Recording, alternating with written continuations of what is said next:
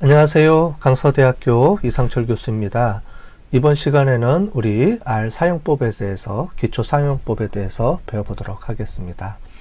우리 지난 시간에 R을 우리가 설치를 하고 R 환경을 세팅을 했습니다. 그죠?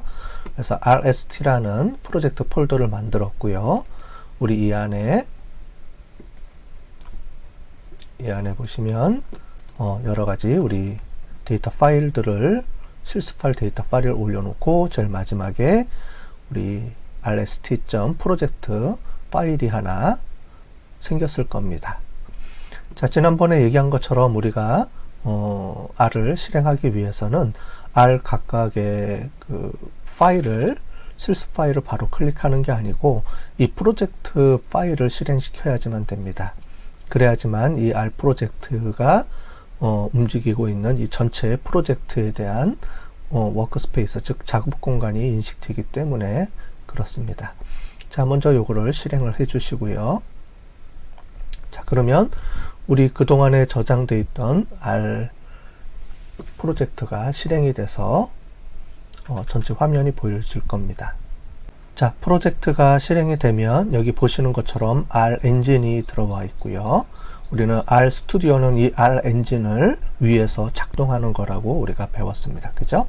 그 다음에 이 프로젝트가 작동되는 워크스페이스 공간의 위치가 이렇게 나와 있습니다. 그래서 이 위치가 세팅이 돼야지만 이 안에 있는 데이터들도 우리가 읽어 갖고 올 수 있고 우리가 분석하는 것들이 전체적으로 다 관리가 되기 때문에 좀 전에 설명드린 것처럼 프로젝트 파일을 클릭해야지만 이게 작동이 됩니다. 자, 그러면 이 파일의 위치가 이렇게 들어오거든요. 그래서 그 파일에 있는 이 위치하고 워크스페이스 공간하고 그 다음에 그 폴더에 대한 내용들이 이렇게 같이 연동돼서 보여지기 때문에 우리가 여기 들어와 있는 여러 가지 파일들을 우리가 바로 이 파일들을 그냥 불러 갖고 올 수 있습니다. 만약에 이렇게 워크스페이스를 이렇게 인식하지 않고 각각 별도로 실행이 된다 그러면 이 파일들을 읽어 갖고 오는 그런 것들이 되게 좀 복잡하게 또 처리를 해야 되거든요. 그래서 보시는 것처럼 우리 워크스페이스 공간을 인식하기 위해서 R 프로젝트 파일을 항상 실행할 때 먼저 실행을 하시고 우리 R을 작동을 하시면 되겠습니다. 자, 여기 있는 내용들은 우리가 결과 화면인데 요거는 필요 없으니까요. 그 다음에 새로운 거를 우리가 한번 갖고 오도록 하겠습니다. 먼저 파일 들어가서 뉴 파일, 그 다음에 R 스크립트 이거를 클릭해도 되고요. 아니면 여기 보시는 것처럼 여기에 뉴 파일이 있습니다. 뉴 파일 들어가서 R 스크립트 눌러도 되고요. 그래서 R 스크립트를 눌러서 우리 처음 그 파일을 저장하는 것을 하나 만들어 보겠습니다. 자, 원래는 여기다가 우리가 쳐도 되는데 여기다 치면은 그동안에 저장되어 있던 코드들이 다 날아갑니다. 저장이 안 됩니다. 그래서 R을 우리가 이용할 때는 이런 스크립트를 이용을 해서 하는 신텍스 방법을 이용해서 하는 이런 분석 그 툴들은 R도 그렇고 파이썬도 그렇고 우리가 한번 사용해서 버리는 게 아니고 계속 우리가 그거를 활용해서 우리가 복사해서 사용하기도 하고 또 다음번에 또 우리가 사용하기도 하기 때문에 스크립트 파일을 따로 저장해서 우리가 써야 됩니다. 그래서 왼쪽에 보시는 이 화면이 스크립트 창 화면이고요. 그래서 여기서 스크립트를 쳐서 실행하면 실행 결과가 오른쪽 화면에 보여지게 됩니다. 자, 그렇게 작업하는 그런 방법을 쓰면 되겠고요. 자, 요거는 우리가 내려가서 하고요. 자, 먼저 R 스크립트 파일을 왼쪽에 실행시키고 그 결과를 오른쪽에 보는 화면으로 이렇게 만들었습니다. 자, 그 다음에 여기서 우리가 처음 하나를 만들어 볼게요. 제일 먼저 만들 때 이 파일이 이 스크립트가 어떤 스크립트인지 우리가 설명을 해주는 게 좋겠죠. 그래서 앞부분에 제일 첫 번째는 이거에 대한 설명을 이렇게 달아줄 텐데 그냥 이렇게 우리가 치면 우리가 말하자면 00-1. 우리 기초 사용법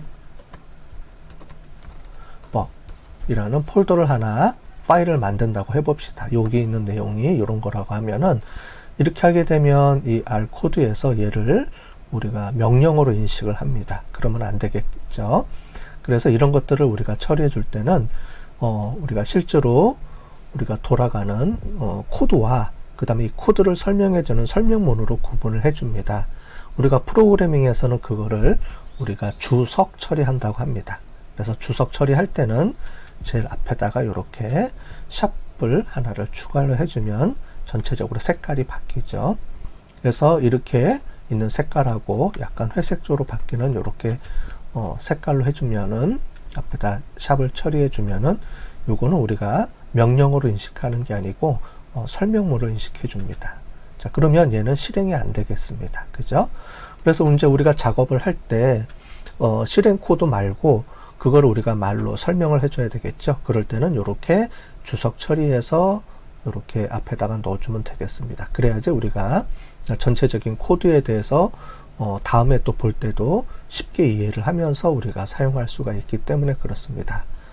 혹시 동영상을 보고 있는 우리가 학생들 중에서도 제가 여러분들이 치는 코드들이 있을 텐데 그 코드 말고 제가 하는 설명들을 요 코드에 넣고 싶다. 그러면은 제가 하는 동영상을 보시면서 여기다가 중간중간에 제가 설명하는 것들을 따로 이렇게 뭐 만들지 말고 여기다가 바로 설명을 주석 처리해서 달아주면 좋겠습니다. 달아줘서 나중에 또 사용하면 좋겠죠. 자, 그 다음에 이렇게 엔터를 치면 이렇게 내려갑니다. 그래서 이렇게 번호들이 이렇게 쭉 달릴 거예요. 이렇게 우리가 해주시면 되고요. 자, 제일 먼저 우리 만들어 볼 텐데 먼저 변수 선언하는 방법에 대해서 해볼 겁니다. 그 전에 우리가 먼저 샵을 하나를 넣어주고요. 그 다음에 1번 기본 패키지 설정해 주는 게 있는데 요거는 조금 있다가 다시 제가 설명을 드리도록 하겠습니다. 먼저 앞에 기본 패키지 설정하는 파트가 있는데 이런 부분들은 뒤에 이게 어떤 걸 의미하는지 뒤에 가서 또 설명을 드리도록 할 텐데 일단 우리 번호만 이렇게 앞에다가 먼저 달아 줄게요. 자, 먼저 우리가 두 번째 순서적으로 제가 지금 이렇게 주석 처리를 하고 있죠. 주석 처리하고 있다라는 말은 얘는 우리가 실행이 안 된다는 겁니다. 즉 내가 우리가 하면서 이런 코드가 어떤 건지 이해하기 위해서 여기다 달아주는 거예요. 이렇게 제목들을 쳐주면은 이해하는 데 훨씬 좋겠죠? 자, 그렇게 해서 주석 처리 이럴 때 주석이 필요한 겁니다. 자, 2번 우리 변수 선언 및 해주겠습니다. 우리 변수 선언을 어떻게 해주는지 그리고 변수가 무엇인지 가장 기본적으로 해보겠어요. 그래서 변수 선언해주고 그 다음에 우리 데이터 구조가 변수에 들어가는 데이터 구조가 어떤지 한번 보도록 하겠습니다. 자, 먼저 우리 변수에 있는데 제일 먼저 변수 선언하는 게 있어요. 자, 그래서 2.1 우리 변수 선언 하는 방법에 대해서 해보겠습니다. 자, 우리 숫자를 먼저 1이라고 놓고요. 1을 이렇게 실행을 하면 되는데 1이라는 거를 우리가 실행해서 화면에 이게 작동되는지를 보고 싶다. 그러면 요거를 우리가 요 상태에서 이제 한 줄 한 줄로 이렇게 되거든요. 그래서 여기다가 갖다 대고 런 버튼을 누르게 되면 이렇게 1번이라는 값이 이렇게 들어옵니다. 자, 이렇게 들어오죠. 자, 그 다음에 또 하나는 방법은 일일이 마우스로 들어가서 런 계속 누르면은 힘드니까 이 상태에서 우리가 컨트롤 키를 누른 상태에서 엔터를 같이 쳐주면 됩니다. 자, 그래서 컨트롤 엔터 쳐주면 요 한 줄이 다 인식이 됩니다. 자, 그렇게 되죠. 자, 그렇게 해서 이렇게 숫자를 이렇게 우리가 어떤 값을 우리가 확인하고 싶을 때 그래서 이 숫자에 대해서 하는데 이 숫자를 변수를 우리가 설명을 드린 것처럼 변수는 우리가 어떤 하나의 값을 보관해 놓고 계속 쓰고 싶을 때 변수를 사용한다 그랬습니다. 자, 그래서 num이라는 변수를 하나 만들어 주고요. 그 다음에 이런 변수를 우리가 넣고 싶을 때는 이렇게 보통 equal 함수 여러분들이 하시는 것처럼 수학에서 y는 ax 플러스 b 해서 요 는 바로 왼쪽이 결과가 들어가고요. 오른쪽이 어떤 우리가 실행한 값을 이렇게 나타냅니다. 실행하는 게 있고요. 그 다음에 왼쪽으로 값이 들어갑니다. 그래서 이러한 것들은 기본적으로 우리가 프로그래밍 R 말고 우리가 R도 프로그래밍 언어에서 나왔다고 얘기를 했죠. 그래서 모든 프로그래밍에서는 기본적으로 이렇게 작동을 합니다. 항상 는이 있으면 이 는을 중심으로 해서 왼쪽이 결과고요. 오른쪽이 어떤 값을 실행하는 겁니다. 자, 일반적으로 우리가 다른 프로그래밍 언어들에서는 는을 많이 사용하는데, 는을 하면 이 왼쪽 1의 값을 오른쪽으로 넣어라, 이렇게 진행이 되는데요. 자, 그래서 이렇게 는을 많이 사용하는데 우리가 R에서는 는보다는 초보자들이 사용하기 쉽게, 는은 좀 헷갈릴 수가 있어요. 계산할 때도 쓰거나 아니면 어떤 값을 비교할 때도 는을 쓰기 때문에 이 값을 넣으라는 건지 이렇게 헷갈릴 수가 있기 때문에, 그래서 여기서는 직관적으로 이렇게 꺽쇠 표시하고 대시 표시를 넣어서 화살표 모양을 만듭니다. 자, 아주 직관적으로 돼 있죠.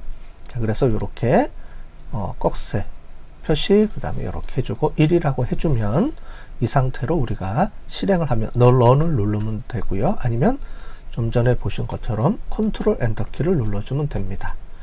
자, 그러면 오른쪽에 보시는 것처럼 이렇게 실제로 요 값이 들어오는 게 있어요. 원래는 여기다가 num 이렇게 1 이렇게 여기다 직접 여기다가 코드를 쳐야 되는데, 이렇게 코드 치면 요 코드 값들이 우리가 다 이렇게 지워버리면 없어집니다. 자, 이렇게 해주고 지우면 다 없어지죠. 이 결과창은 우리가 임시로 우리가 실행된 결과를 보여주는 창이기 때문에 나중에 다 없어집니다. 자, 그러면 우리가 관련된 코드들을 열심히 쳤는데 나중에 또 사용하고 싶은데 사용을 못 하겠죠. 그러면 다시 또 쳐야 돼요. 그죠? 그래서 이런 것들을 저장을 하기 위해서 이렇게 스크립트를 별도로 저장을 해줍니다. 자, 그래서 오른쪽에는 보이는 화면이고요. 실제로 왼쪽은 이 값을 계속 저장하는, 나중에 필요할 때마다 불러서 호출하는데, 지금 보시는 것처럼 여기 보이는 스크립트를 우리가 실행을 하게 되면 실제로는 이 코드를 이쪽 R 엔진에다가 요게 이쪽으로 옮겨와서 여기서 작동을 하는 겁니다. 그래서 R 스튜디오에서는 이 작업을 자동으로 처리해 주기 때문에 여러분들은 고민하지 말고 왼쪽에 스크립트, 우리가 저장하는 곳에다 스크립트로 저장을 해 놓고 오른쪽에 이 스크립트 결과를 우리가 보는, 결과만 확인하는 그런 용도로 사용하면 되겠습니다.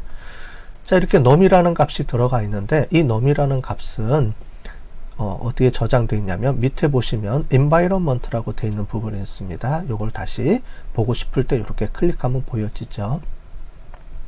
그럼 여기 보면 num이라는 변수에 1이라는 값이 저장되어 있습니다 라고 우리가 이렇게 확인해 줄 수가 있습니다.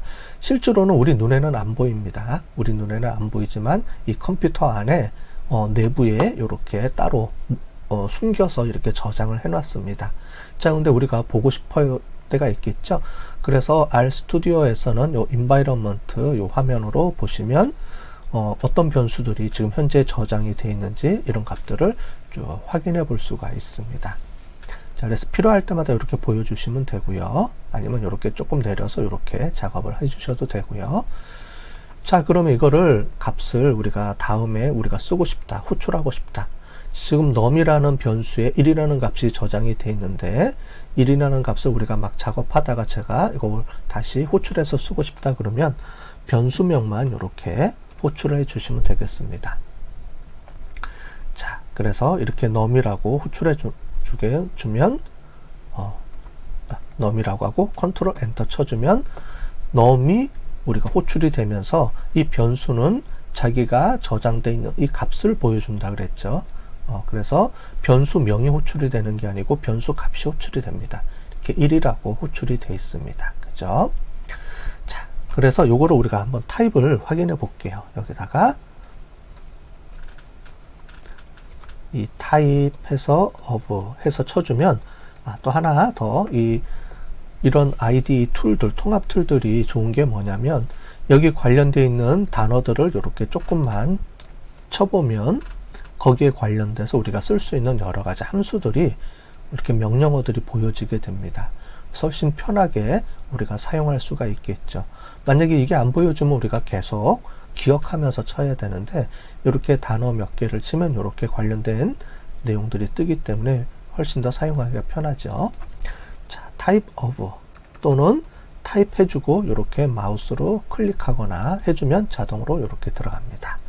자, 그래서 num이라는 변수의 타입을 보게 해주시면, 자, 실행할 때는 앞뒤에 있어도 되고요, 아니면 중간에 있어도 되고요. 어쨌든 이 한 줄을 우리가 실행을 해주는 거기 때문에 커서 위치는 아무데나 상관없습니다. 자, 그 다음에 컨트롤 엔터를 쳐주면 1이라는 게 아니고 이 num이라는 변수는 숫자가 그 안에 들어가 있다라고 이렇게 변수의 타입을 우리가 확인해 줄 수가 있습니다. 자, 그래서 type of 그러면 뭐냐면 이 num이라는 변수의 안에 들어있는 값들이 어떤 값들인지, 우리가 문자형, 숫자형 이런 값들이 있다고 그랬죠. 데이터형이, 그 데이터형을 이렇게 확인해 줄 수도 있겠습니다. 자, 됐죠. 자, 그 다음에 이렇게 우리가 명령어를 실행하면 출력이 되는데, 우리가 변수나 이런 값들을 화면에다 출력할 때는 두 가지 방법이 있습니다. 하나는 우리 가장 많이 쓰는 게 프린트 해주시고요. 프린트라는 것도 함수입니다. 명령어입니다. 그래서 프린트 해주라고 하고 그 안에 뭘 프린트 해줄 것인지를 넣어주면 되는데, 이렇게 변수명을 이렇게 넣어주면 이 변수의 값이 이렇게 프린트가 됩니다. 보통 일반적으로 다른 프로그래밍 언어들은 항상 화면에 오른쪽에 사람들한테 어떤 결과를 보여주고 싶을 때는 프린트라는 명령어를 이렇게 꼭 쳐야 되는데, 우리 R이나 파이썬들은 이런 프로그래밍 언어를 잘 모르는, 그러니까 데이터 분석만 하는 사회과학자들도 좀 쉽게 데이터 분석을 할 수 있도록 이렇게 프린트라는 거를 안 쓰고도 이렇게 변수명만 바로 입력을 해주면 이렇게 바로 프린터 없이도 출력이 될 수 있도록 이렇게 해놨어요. 그래서 프린트는 R에서는 잘 안 씁니다. 특별한 경우에 내가 어떤 중간중간에 확인하고 싶을 때만 프린트를 쓰지, 실제로 어떤 결과값들이 보고 싶으면은 그냥 바로 이렇게 변수명을 호출해서 쓰는 경우가 많이 있기 때문에 프린트보다는 그냥 변수명만 호출해 준다, 이렇게 이해를 하고 있으시면 되겠습니다. 자, 됐죠? 자, 그 다음에 이렇게 숫자형 말고 또 다른 게 있습니다. 자, 그 다음에 변수를 할 때는 변수 값을 하고 그 값을 이렇게 해서 뒤에 변수명을 넣어줘도 되고요, 아니면 어떤 변수명을 미리 선언을 해주고, 그래서 캐릭터형이라고 해서 CHA라는 변수를 하나 만들어 주시고요, 그 값을 집어넣어라. 어떤 값을? 여기다가 우리가 남자, 자, 이렇게 남자를 집어넣어라 그러면 되겠는데, 이 값을 남자라는 값을 집어넣습니다. 자, 그런데 중요한 거는 이렇게 노란색으로, 여기 숫자는 주황색으로 되어 있죠. 이렇게 문자형은 바로 문자형을 넣으면 안 되고요, 이거는 규칙이에요. 숫자는 아무것도 없이 그냥 숫자만 넣으면 인식이 되는데, 문자는 항상 이렇게 양쪽에 더블 코테이션, 쌍따옴표 또는 헛따옴표. 자, 똑같죠? 여기 약간 노란색으로 변했죠. 자, 그래서 쌍따옴표를 넣어도 되고요, 헛따옴표를 넣어도 되고, 이거는 상관이 없습니다. 그래서 보통 우리가 이제 그 코딩을 하는 사람들은, 여러분들도 이제 나중에 익숙해지면 헛따옴표를 넣을 수도 되고, 그래서 이렇게 문자 형태가 있으면 바로 헛따옴표 치면 양쪽으로 자동으로 생깁니다. 아니면 쌍따옴표 이렇게 넣으면은 양쪽으로 생기죠.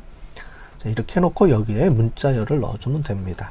저는 주로 쌍따옴표를 많이 써요. 헛따옴표는 잘 헷갈릴 수가 있기 때문에 쌍따옴표를 많이 쓰는데, 헛따옴표, 쌍따옴표 상관없습니다. 영어로는 이제 더블 코테이션이라고 하죠. 싱글 코테이션, 더블 코테이션. 자, 여기다가 남자 이렇게 입력을 해주시고요. 그 다음에 컨트롤 엔터를 넣어 보겠습니다. 자, 그러면 여기서는 남자라는 변수를 남자라는 값을 문자를 CHAR이라는 변수에 넣습니다 라고 되어 있죠. 자, 이렇게 지워집니다. 없어집니다. 자, 그러면 없어졌지만, 여기 결과 화면에는 없어졌지만, 여기 보시면 우리가 변수에 char이라는 변수에 남자라는 값이 저장돼 있습니다. 항상 이렇게 저장돼 있습니다. 그죠? 이 값은 지우지 않는 이상은 항상 요 안에 저장이 돼 있게 돼요. 그래서 요 값을 저장해 놓고 우리가 계속 쓰면 되겠죠. 그래서 필요할 때 내가 어떤 값들을 저장해서 계속 쓰고 싶다. 그럼 이렇게 해서 쓰면 되겠습니다. 우리 타입도 한번 볼까요? 타입 of 해주시고요. 이렇게 char라고 넣으면 캐릭터 형태로 저장이 됐습니다. 이렇게 우리가 보여지죠. 캐릭터 형태로 보여지고요. 여기서 char 치면 이 char이라는 변수에 저장되어 있는 값들을 이렇게 보여주게 됩니다. 자, 그래서 변수 선언을 해주고 어떤 값을 이 변수를 만들어 놓고 이 값을 넣어주면 실제로 숫자는 자동으로 들어가면 숫자형 값들이 이렇게 변수에 저장이 되고 문자형 변수, 문자가 들어가면 이 변수는 문자형 변수로 이렇게 인식이 됩니다. 다른 프로그램 언어들은 이 숫자형, 문자형을 선언을 먼저 해줍니다. 얘를 숫자로 만드세요 라고 선언을 해주는데 R이나 파이썬이나 이런 것들은 쉽게 사용자들이 하기 위해서 숫자가 들어가면 자동으로 숫자형 변수로 얘가 인식을 하게 되고 문자가 들어가면 문자형 변수로 인식하기 때문에 초보자들이 편하게 사용할 수가 있겠습니다. 아마 이런 부분들은 프로그래밍 언어를 다른 고급 프로그래밍 언어들을 배워본 사람들은 또는 배우시면 제 말이 어떤 말인지 이해가 되실 거예요. 자, 이렇게 해주고요. 자, 저는 이제 이 위에다가 보여주기 위해서 조금 이렇게 길게 내려 쓰겠어요. 자, 그 다음에 이렇게 변수가 하나가 들어가는 게 아니고 이번에는 벡터라는 거를 해보겠습니다. 자, 벡터라는 데이터 구조가 있다 그랬죠. 값이 여러 개 들어가는 벡터가 있다 그랬습니다. 자, 그래서 num 해주고요. 이번에는 값을 여러 개의 값을 넣어보겠습니다.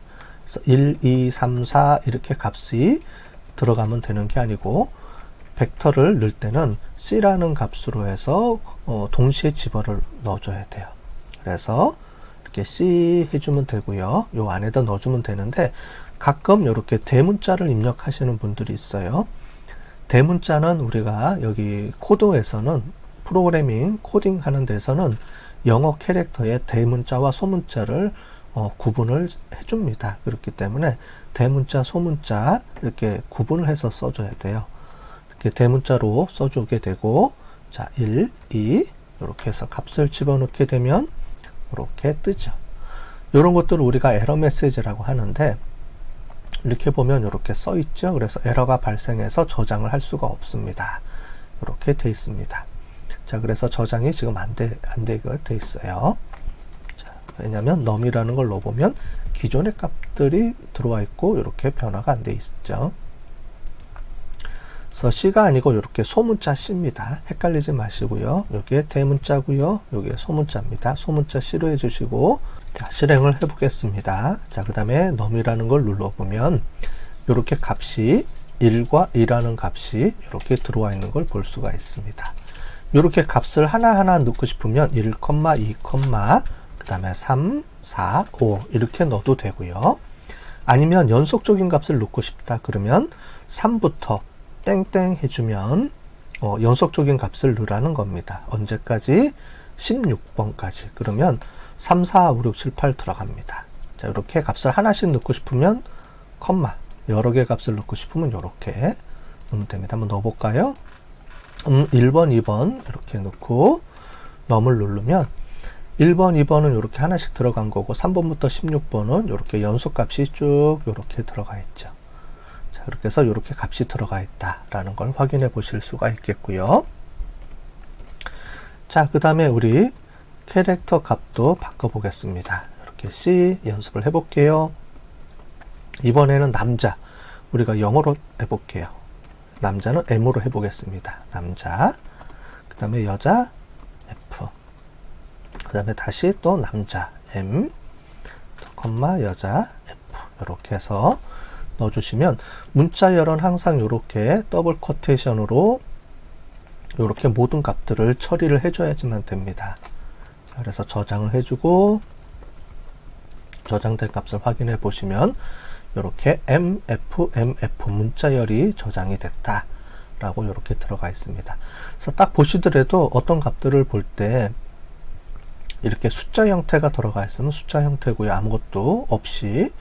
그 다음에 문자 형태는 항상 꼭 이렇게 더블 커테이션으로 이렇게 양쪽에 단어들마다 이렇게 쳐져 있습니다. 자, 그래서 이거를 확인하시면 되고요. 실제 값이 저장되어 있는 것들을 보면 이렇게 들어가 있죠. 그래서 여기 보면 넘은 숫자가 1번부터 16개까지 총 16개 값들이 들어가 있다 돼 있고, 문자 형태는 총 4개 값이 들어가 있다. 이렇게 보시면 되겠습니다. 확인해 보셔도 되고요. 자, 이렇게 우리가 벡터는 하나의 값을, 연속된 값들을, 데이터들을 묶어서 행으로 열로 저장을 하는 겁니다. 자, 이런 값들이 이렇게 한 줄로 되어 있는데, 이거 이외에 또 다른 것들로 행렬이 있다 그랬죠, 우리. 3. 그래서 행렬, 이렇게 해보겠습니다.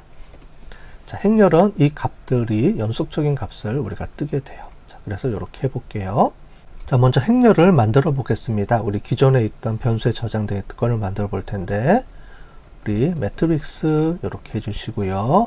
우리 num이라는 변수가 있습니다. 자, 우리 총 16개가 있었죠. 자, 그래서 num이라는 변수를 우리 nrow라는 걸 이용을 해서, nrow라는 건 뭐냐면 그 행을 몇 개를 만들 거냐 해서 이렇게 4라고 한번 넣어 볼게요. 자, 그리고 실행을 해보면 이렇게 우리가 되어 있습니다. 그래서 1, 2, 3, 4, 5, 6, 7, 8 이렇게 해서 행렬을 우리가 4개로 이렇게 만들어주는 이런 방법을 사용을 합니다. 행렬 이렇게 만들어 줬어요. 그죠? 자, 그렇게 해서 행렬은 우리가 한 개의 열 또는 하나의 행, 이렇게 우리가 이렇게 벡터는 한 줄인데, 이거를 우리가 대부분 보면은 데이터를 저장할 때 보면 행과 열로 이루어져 있죠. 여러분들이 엑셀에서 보면 행과 열로 이루어져 있을 겁니다. 그죠? 행은 한 사람 한 사람을 의미하고 열은 변수를 의미할 거예요. 그죠? 어떤 값들. 그래서 이렇게 들어가 있는 값들이 있는데, 근데 문제는 이런 행렬은 우리가 하나의 값만 저장이 될 수 있다 그랬습니다. 그죠? 숫자면 숫자만, 문자면 문자만 저장이 돼요. 자, 그래서 여기 보시는 것처럼 우리 매트릭스를 한번 문자 숫자를 한번 같이 넣어 볼게요. 여기다가 num 해주고요. 캐릭터를 넣어주면 이렇게 해서 문제가 발생을 합니다. 자, 그죠? 그래서 이게 문자 숫자열이 그대로 들어가지가 않았기 때문에 문제가 발생을 합니다. 자, 그래서 이럴 때는 뭘 쓴다 그랬냐면 우리가 데이터 프레임이라는 걸 쓴다 그랬어요. 그래서 기본적으로 우리가 데이터 프레임이라는 거를 씁니다. 자, 데이터 프레임을 우리가 생성하기 위해서는 데이터.프레임이라고 해주시고요. 여기에 num과 캐릭터 우리 char를 동시에 이렇게 넣어서 정리를 해주시면 이런 식으로 숫자와 문자가 동시에 요 값들을 이루어서 들어올 수가 있습니다. 자, 똑같이 위에도 보면은 행과 열로 이루어져 있고 여기도 행과 열로 이루어져 있지만 우리가 행열은 행과 열이 모두 같은 데이터 형태를 우리가 갖고 와야 되고요. 데이터 프레임은 행과 열이 값이 틀려도 됩니다. 그죠? 보시는 것처럼 숫자와 문자가 동시에 들어가도 되는 이런 구조를 사용하게 됩니다. 그래서 대부분의 R과 파이썬 등 이런 데이터 분석에서는 데이터 프레임으로 데이터를 불러 갖고 와서 사용을 하게 됩니다. 여러분들이 엑셀이라든가 이런 데이터를 저장해 놓은 데이터를 호출해 갖고 올 때는 우리가 R이나 파이썬 또는 R에서 여기서는 데이터 프레임으로 이렇게 엑셀 값을 갖고 와야지 우리가 동시에 여러 값들 숫자와 문자가 저장이 되어 있죠. 데이터 분석할 때는 동시에 사용해야 되기 때문에 숫자 문자를 동시에 사용할 수 있는 데이터 프레임 형태로 불러 갖고 와서 사용을 한다. 이렇게 이해를 하시면 되겠습니다. 자, 그러면 지금까지 한 거를 우리가 한번 저장을 해 볼까요? 파일 들어가서 세이브 또는 세이브 에즈 이렇게 해도 되는데 세이브로 해 보겠습니다. 요거 세이브를 눌러도 되고요. 아니면 컨트롤 키 누른 다음에 S를 누르면 이렇게 세이브가 됩니다. 그죠? 자, 이 상태에서 우리 00-1 1점.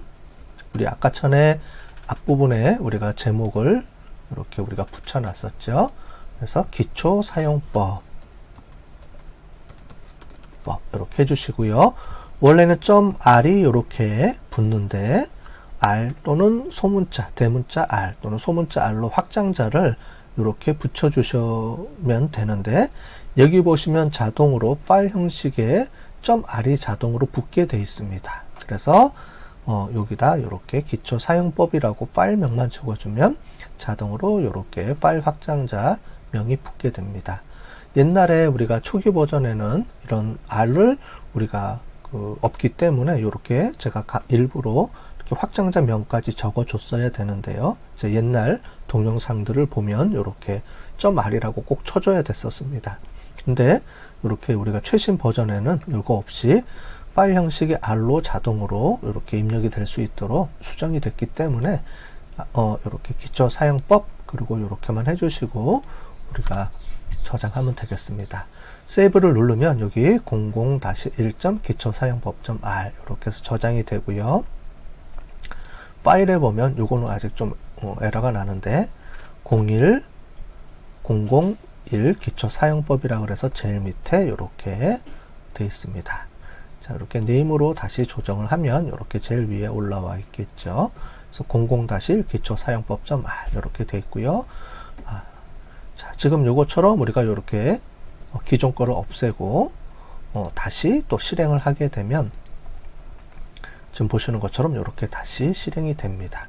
그래서 기존에 했던 게 계속 저장이 되기 때문에 우리가 편리하게 사용을 할 수 있다 그랬습니다. 그죠?